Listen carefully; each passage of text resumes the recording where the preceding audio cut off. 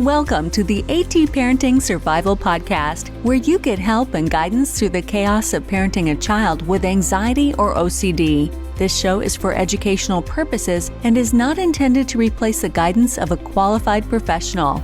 Here's your host, child therapist, Natasha Daniels. Well, hello there, and welcome to another episode of the AT Parenting Survival Podcast.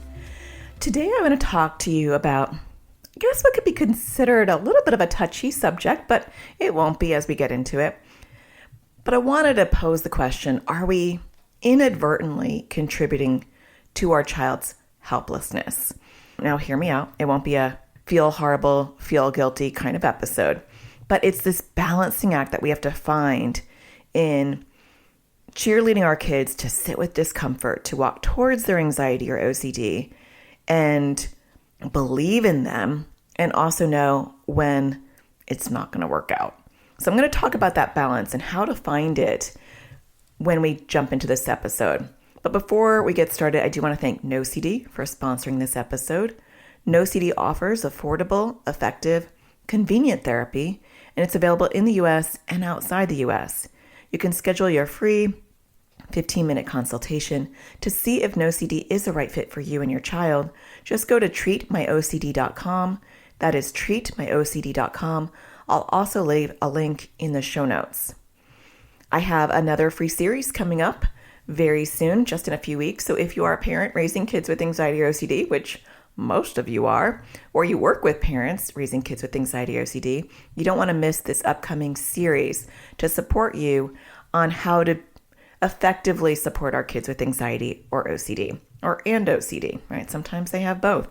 You can register at atparentingsurvivalseries.com. It is an on-demand free series, which means while the series is running, you don't have to find a little time to be boxed in to take the series. You'll get the videos as they come out. We do have bonus live free classes on the series website, but you can also watch the replays of that. So you get to do it on your own time when the series is up and running. Register at atparentingsurvivalseries.com. This particular series is going to be a real good one, so I hope that you join me. Okay, let's jump into today's topic. At the heart of anxiety and OCD is a message. And that message, regardless of whether it's anxiety or OCD, is that you can't handle this. You can't handle the discomfort. You can't handle the anxiety. You can't handle this really rough situation, whatever it is. But the core narrative, the core message is you can't handle this. And then anxiety and OCD can make it really hard for our kids to handle it because it is legitimately hard. And anxiety will say to our kids, avoid. It is the fuel, the pipeline to the fire of anxiety. Avoid, avoid, avoid. You can't do that. That's not going to work out. That's too scary. That's too overwhelming. Just cocoon yourself. Just stay at home. Just stay in your bed. Just stay under your covers. Don't do it. That's anxiety. With OCD is a bit bossy. And so OCD says, just do this and it'll all be okay. Just do that, it'll be all okay.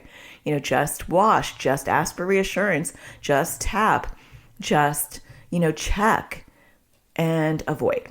OCD also likes avoidance, and avoidance can be a compulsion. Just say this in your head, mental compulsions. It's bossy. If you just follow my rules, then everything will be okay. That's what OCD says. It hooks our kids into a lie that says, I'm the boss here. Do what I say. If you follow my rules, I'll make everything okay. The lie is that when you follow those rules, you get more rules. It's kind of like credit cards. It's like, oh, you can't afford it. Don't worry. Just put it on the credit card and it'll go away. We'll magically pay for it. And then you get the bill and you're like, oh my gosh, now I owe like 20% more than I did before. And it gets you into this hole.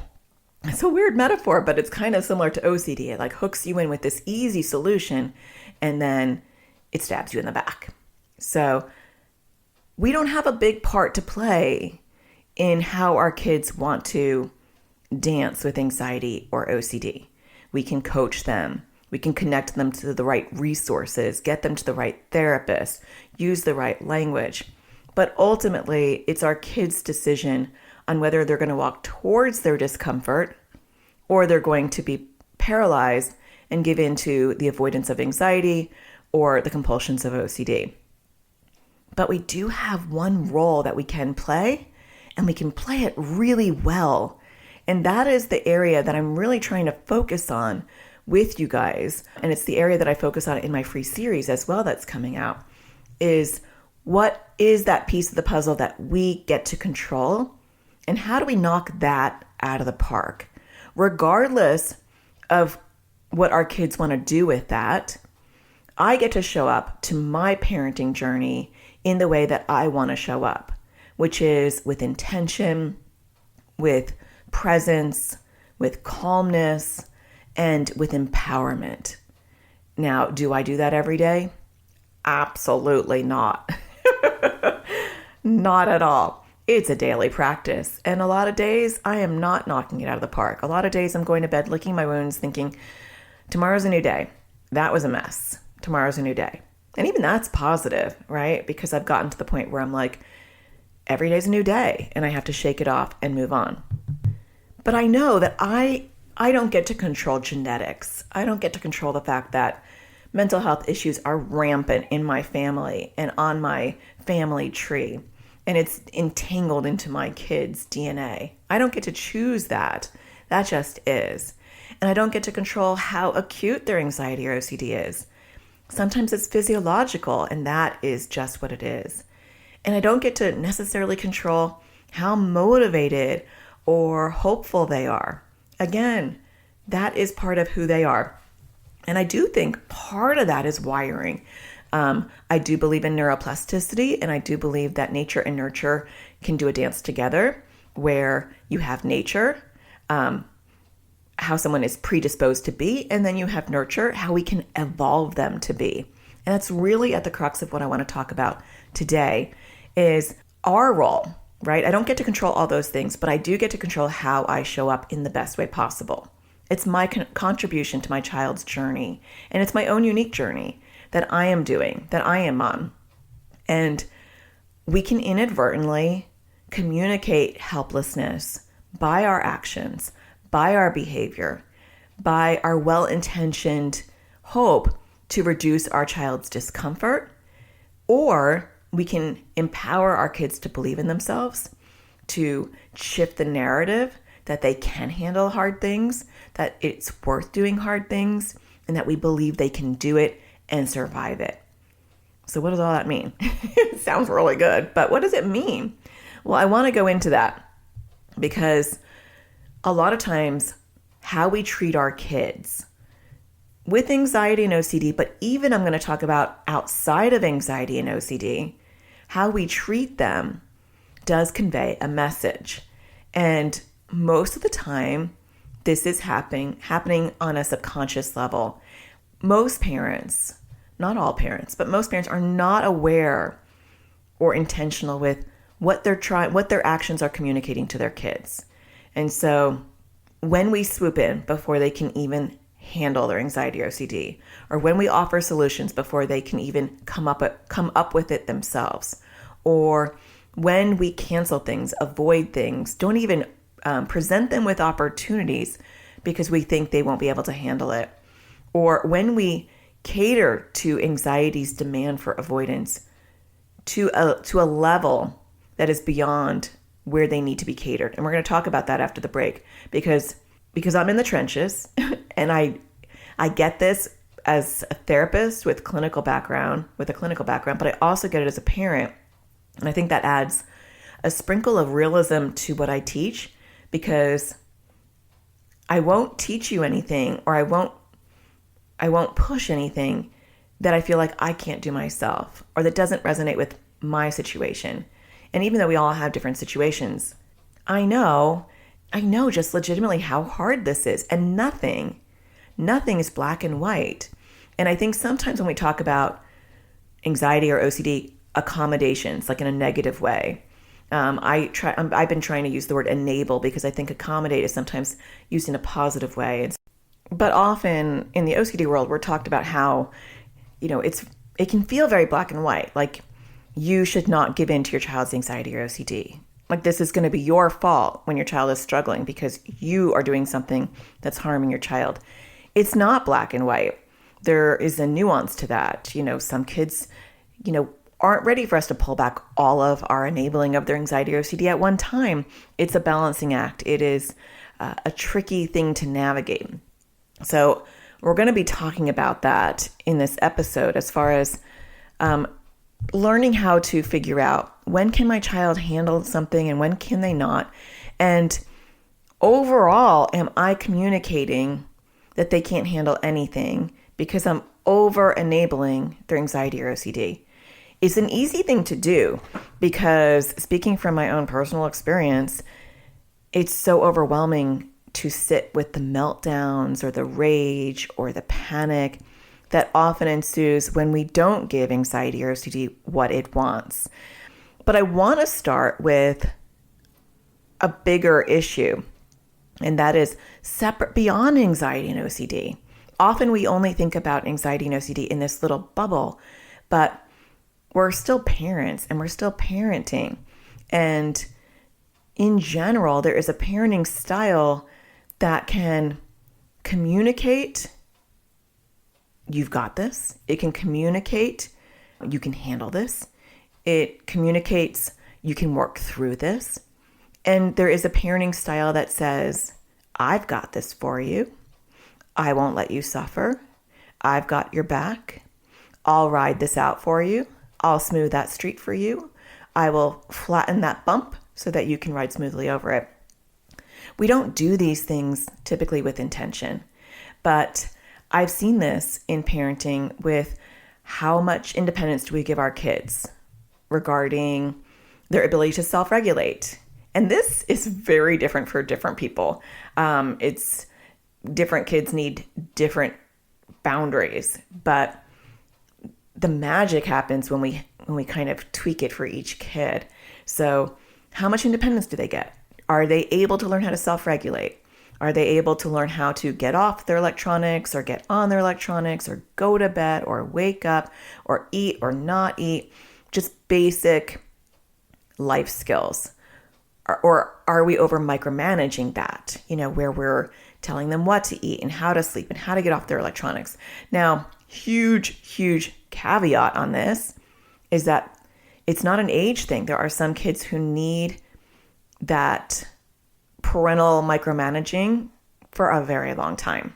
For instance, in my house, raising 3 kids, 13, 15, 21, they're also uniquely different.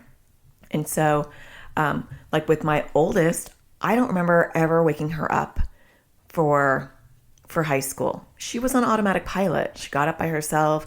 I was fostering those independent skills at an early age.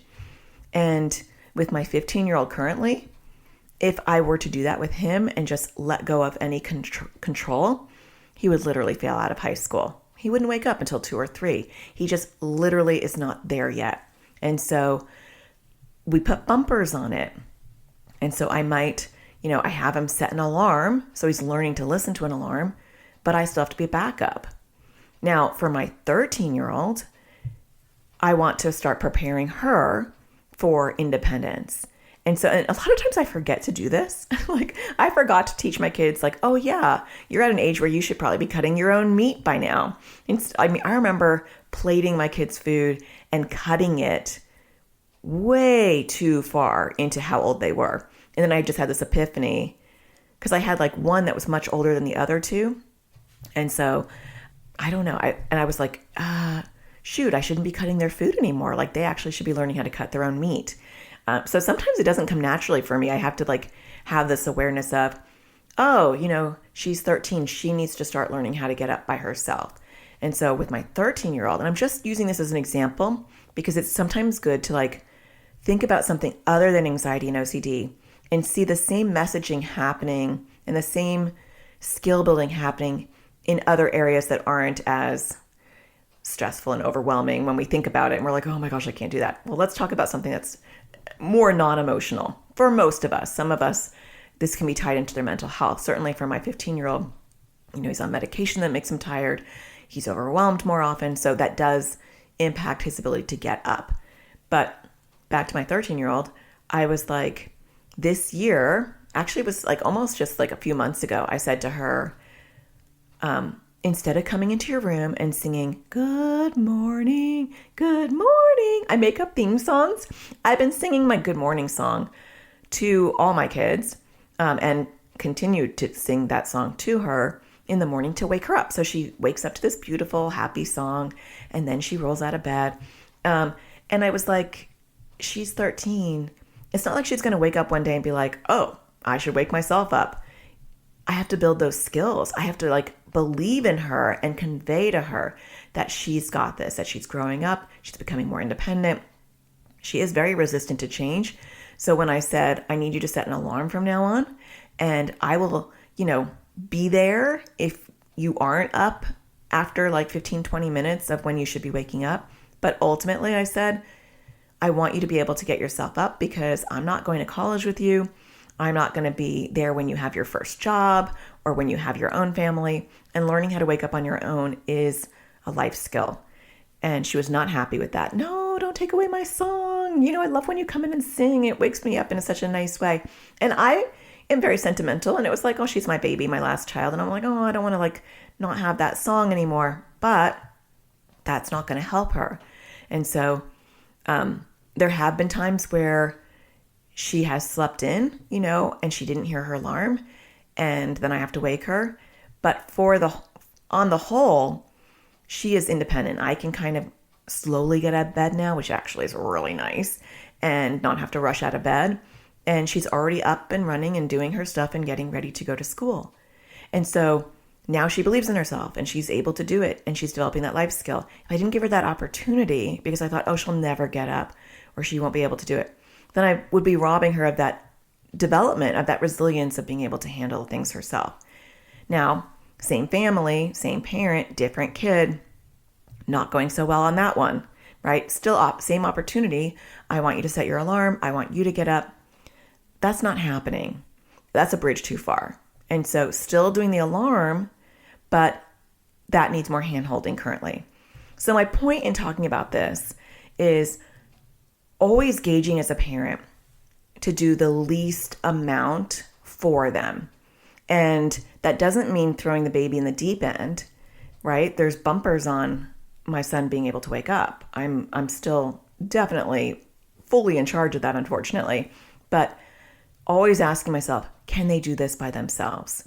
What are the steps that I can take to give them more independence? And that is not a cookie cutter approach because the answer will be different for each kid. So can they do their laundry by themselves? Can they make their lunch by themselves? Can they get their water bottle themselves? Depending on their mental state or where they're at, the answer might be no, no, no, but the answer might be yes, yes, yes. It doesn't mean you dump it all at once, but it means over time, and I've had to do this over time. I remember with my daughter saying, from now on, I want you to make your lunch for yourself. Always getting pushback, always getting, an upset response. But I always come back with, I love you. And if I don't teach you how to help yourself, take care of yourself, do these things for yourself, you're going to go to college or start your first job and not know how to function. At age 13, that's when everybody, actually it might have been age 11. Everybody does, I think it was 11 or it might have been 12. Maybe it was last year, but everybody does their own laundry. And so my 13-year-old, okay, up and running with the laundry. I never do her laundry anymore. And that's teaching her a life skill. With my son, because we're hitting a pretty big mental health bump right now, I will see his laundry piling up over and over. And often when I know he's in a crunch and he doesn't even care, I will sometimes do it for him. And that's because I know that for right now in this chapter that we're in, it's a bridge too far. And then I'll pull back again. When he's doing better, I'll pull back again and I'll say, okay, today's laundry day for you. So it's not linear. I feel like it's really just taking the temperature of where your child is at any given time. Some things are linear in the sense that my daughter always makes her lunch now. She's pretty consistently waking herself up now. So those things have been linear. But let's say she hits a mental health bump and she is really struggling, those things might fall off. She might be too overwhelmed to do anything. So having that in the back of your head is important as well. Do we help them with social interactions when they really don't need help? Are we ordering for them? Are we talking for them? Are we doing things for them? Those are the kind of things that we want to ask ourselves. So the idea is about having that part of your daily practice to say, is this something that they can handle? Or is this something they can do by themselves? And I feel like I ask myself that a million times a day because I'll find myself swooping in for anxiety and OCD issues, but also for other just parenting issues. And I'll ask myself, do they need me to swoop in right now? Or is this something that I can wait on and let them kind of see how they navigate it? Or is this something they can do independently? Okay, after the break, I want to give you some concrete ways to be able to do this. And it looks different for different issues, but we're going to talk about how to empower our kids, how to change that narrative that says, I can handle difficult things, and our part in really conveying that. Stay tuned. We'll be right back. It's time we put help directly in our kids' hands. Introducing Crushing OCD course for kids and teens. It was way more helpful than all the other therapy we've ever done because we didn't really know what to do. So we weren't really doing it before. So the course helped to figure out what the exposures are and how to do them. We're not in therapy and find it really hard to find an ERP trained therapist here. So we're currently with like the public health service, but again, they don't seem to be trained in ERP. It's filled that gap that we don't have that was desperately needed. This was really well timed for us to use between therapists and to help us get off to a good start with this new practice. It was easy to use. I was able to do it from my phone or also on the computer. There's different ages, so there were younger kids, there were teenagers, and so that was really nice too, to have a variety of ages where it wasn't just geared towards younger kids or older kids. It was a nice variety. It's helpful for our kids to hear it from this third party as opposed to just us saying it. I really like the offense and defense method. I love working on poking at OCD while it's sleeping. It makes it a little bit easier to do, and it's kind of fun. I'm planning on using it to work on my fear of holding or touching batteries and stuff like that. So it was really helpful, and I think a lot of other kids would like it. I thought that I was the only one who had worrying about the weather and stuff. And then there was somebody else on there who worried about the same thing, which was really helpful. Seems less scary to work on stuff now that I've watched this class, and I'm more interested to work on it. I like trying to do more exposures still, and before I wasn't, I just didn't want to do them. I've worked on some of my bigger compulsions and been successful.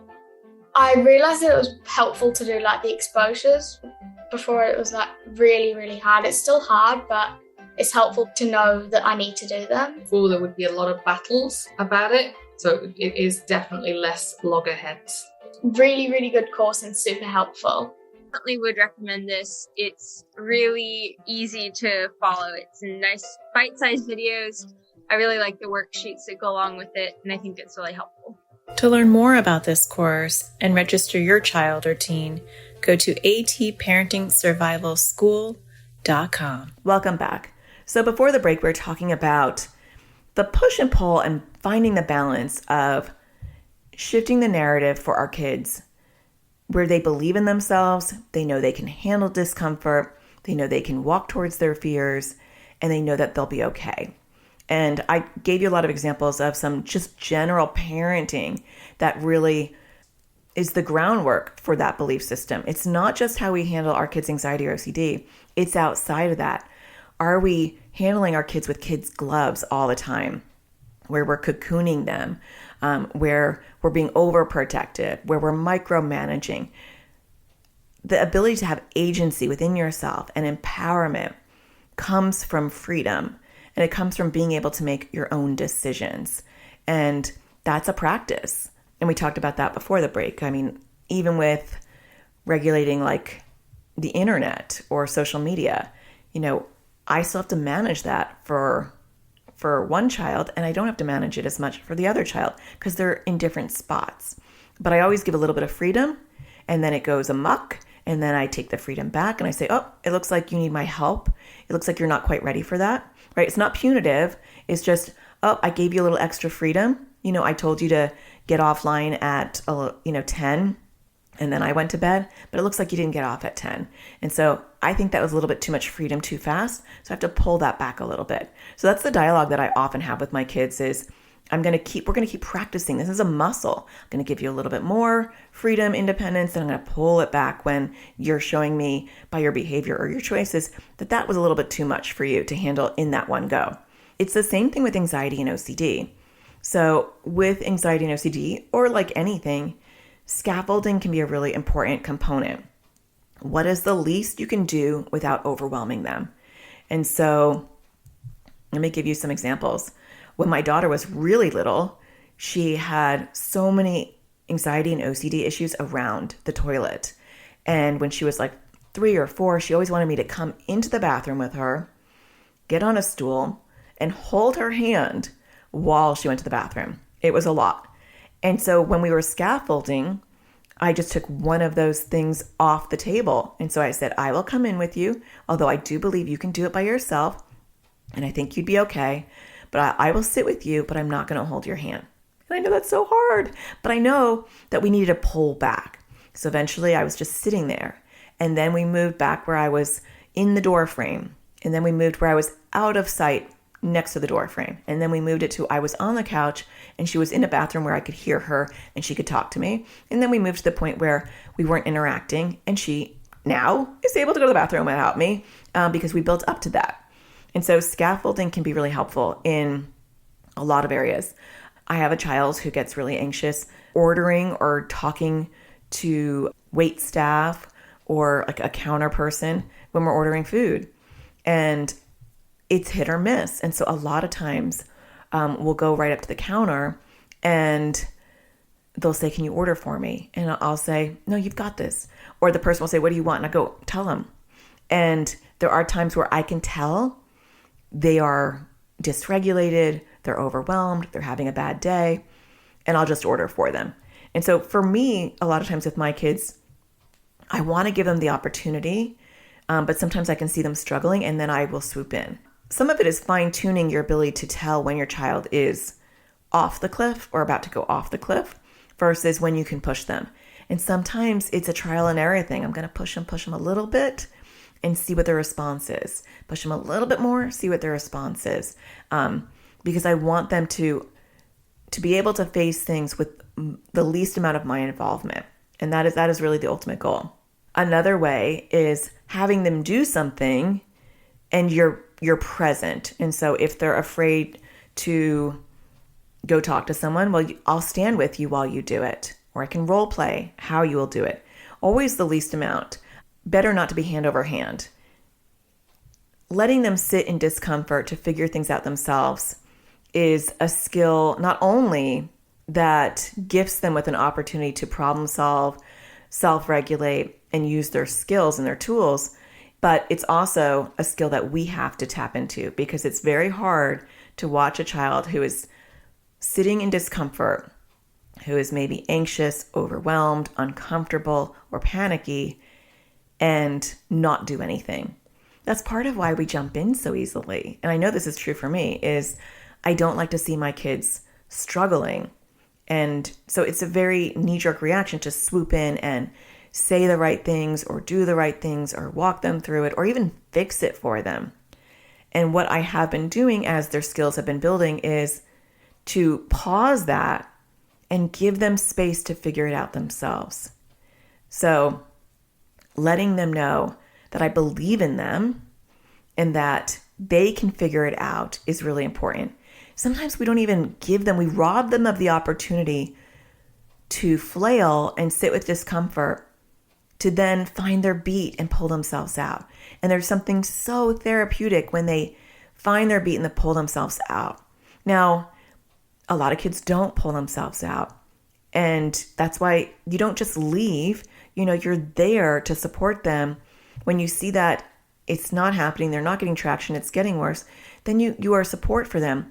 But I feel like way too often we're co-regulating to a point where our kids are not independently able to self-regulate. They're not independently able to problem solve. If we are part of their coping mechanism long-term, we are robbing them of independence. We're also robbing them of resilience. And the narrative that we're feeding inadvertently long-term, I'm not talking about in the short term, long-term, is that they can't handle things without other people. And I want to raise strong, empowered, resilient kids, regardless of the fact that they have anxiety and OCD.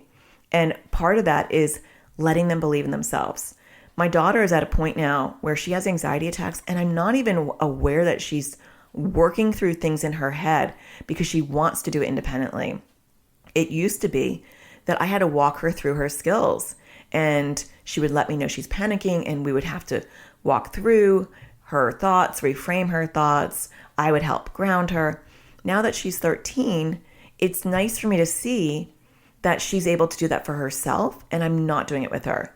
And so, starting with co-regulation, starting with me being part of her coping mechanisms, and then moving developmentally appropriately away from me being a component of that is conveying to her that she has got this. She can go somewhere without me because she can handle it because I'm not part of her coping mechanisms. She can calm herself. So that is really important. I think learning how to systematically pull back whatever behavior is enabling the OCD is really important.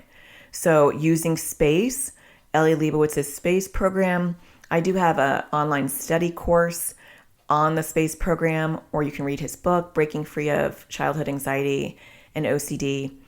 Breaking Free of Childhood Anxiety and OCD is the book. Some parents like a course and they like videos, and so I've created a course in my online school at atparentingsurvivalschool.com.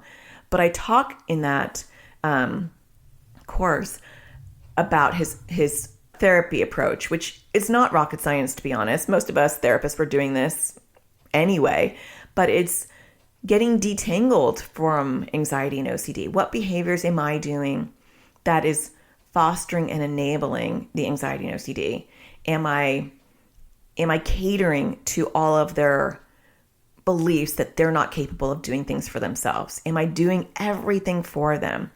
Am I doing compulsions for them? Am I wiping things down or helping them avoid or touching things for them?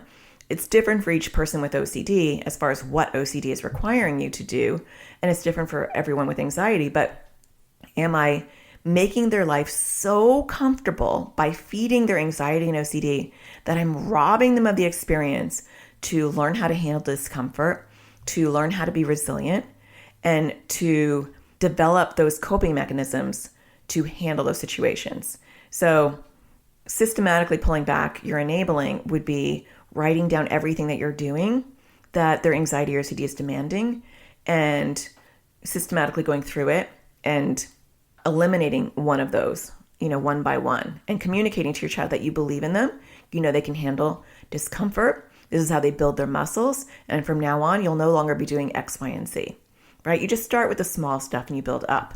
You could get a space-trained therapist at spacetreatment.net. There's a whole provider directory there, or read the book or take a course. But pulling back your involvement with anxiety or OCD is really important because it's like an octopus. The more you do things for anxiety or OCD, the more tangled up you get into the tentacles and the bigger the octopus grows, and it can just take over the entire family.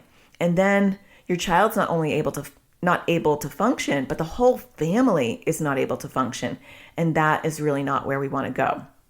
Sometimes I see parents having a hard time pulling back these things because their child might be neurodivergent, or their child's autistic, or their child has PDA. And it's still important, no matter what co-occurring things they have going on for them, that we believe in them and that we foster independence at whatever level they are able to do, because no matter what co-occurring struggles they have, there is an optimal level of functioning that every human being, regardless of conditions they have, that they can function at. And as parents, sometimes we can inadvertently double down on their lack, right? Well, they're neurodivergent, so they can't handle this. So instead of teaching them how to handle sensory overwhelm, we cocoon them from it completely. Or instead of teaching them how to be flexible, we feed into the rigidity because it's just easier because they're autistic. But that really does them a disservice because there's so many beautiful, wonderful autistic people, adults who are functioning so well in society because they're learning how to navigate through society in a way that helps them be resilient with their neurodivergence. And that's a gift we can give them. And so that might look different. Like what you're doing for your autistic child might look different than what I'm doing for my 13-year-old child who is not autistic, or it might look different than what I'm doing for my 15-year-old who's going through a mental health struggle right now. Every kid is different, but there's an optimal level of functioning that sets a stage, sets a standard. And so are we setting the bar too low? And when we set the bar too low for our kids, they don't strive to go higher than that bar. And that does them a disservice. That's not fair to them long term. And so asking yourself, where is that bar set? Now, it might be low right now because your child's in an acute situation. My bar is pretty low right now for one of my kids, and the bar is pretty high for the other one right now, and that can change over time. I'm constantly trying to reassess, where can I push them today? Should I be able to do that for them? Can they handle that themselves? What things am I doing to cater their anxiety or OCD that I know they're capable of handling on their own? And so it's not all encompassing. It's nuanced because they might be able to handle this in the morning, but not that in the afternoon. Even on a full day, it can change. What they can handle in the morning versus the afternoon can change. But most of us aren't even asking the question, what is the least I can do? What am I catering to anxiety or OCD that's actually long-term making my child's struggles worse? So hard questions to ask, I know. But I think it's good for us to have these real conversations about it because we can only do our part, but we can do our part really well. And that is the part I'm trying to help you with. So if you want more in-depth support, we are going to really roll up our sleeves and talk a lot about how to help our kids with anxiety and OCD in the best way that we possibly can. In my upcoming series, you can register for free at atparentingsurvivalseries.com. I hope to see you over there. I also wanted to just tell you I have a workshop. Let me see if I can find it. I have a workshop on how to foster independence. And I actually think that would be a really good thing to share with you as well. If you're like, how do I do this? It's how to help kids build independent skills to crush OCD. It's for OCD. So if you want to watch that, that's a free webinar. Just go to natashadaniels.com/independent. That's independent. And I hope that you find that extra in-depth workshop support helpful as well. Well, I hope you're enjoying my podcast. If you are, don't forget to hit a star and rate the podcast. That does really help. If you have a few extra moments and you can leave a review, I greatly appreciate that. The place that I used to find reviews that website is leaving. I'm so upset. There was this website and it would just take any review that any of you left, no matter what platform, and it would list them. And so I had a really easy way to find any review. And now it's going to have to be on Apple. But even if you leave one on Apple Podcasts and it's another country, I'm going to have to figure out how to figure out. I don't know why I can't talk today. I'm going to figure out how to figure out. It's a bit redundant, how to find those. But normally I would be reading one of your reviews if you leave one, and I will figure out how to find them so that I can show my gratitude for you and you taking the time to leave a review. Well, I hope that you find the sparkle in everything you do, and I will talk to you again next Tuesday. Take care. Thank you for listening to the AT Parenting Survival Podcast. To get additional support raising a child with anxiety or OCD, visit Natasha's online school of on-demand classes at atparentingsurvivalschool.com.